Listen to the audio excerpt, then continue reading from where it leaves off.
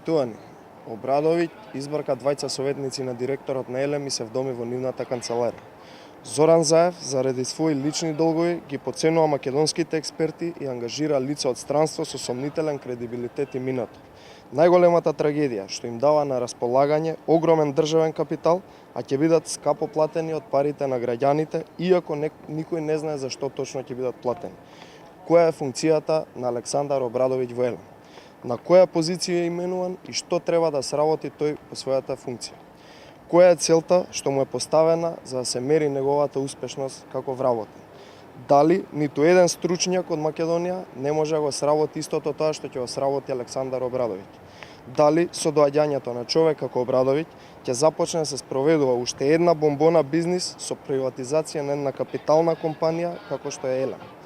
Овие денови медиумите пренесуваат дека Обрадовиќ, или како што го нарекуваат скандал мајсторот, оди на работа во Елем за што му било обезбедена и сопствена канцеларија, која што ја добил со насилно бркање на двајца советници на директор.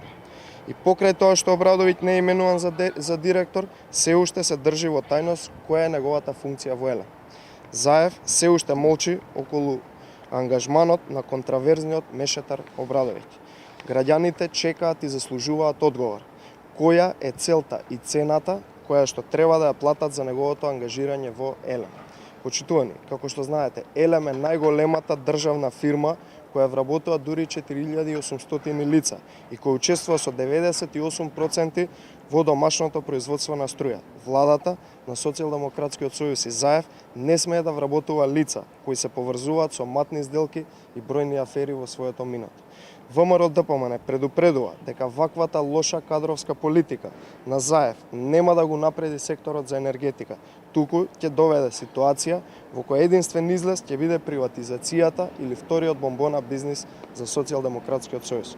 Уште еднаш го повикуваме Зоран Заев да престане да молчи и отворено да каже која ќе биде придобивката за вработување на човек со сомнително и дебело криминално досие како што има Обрадовиќ. Ова е премногу сериозно да се премолчи од страна на граѓани. Владата на СДС и Заев поради расипничкото однесување од граѓаните ќе добијат најголемата политичка казна на локалните избори на 15 октомври. Ви благодарам.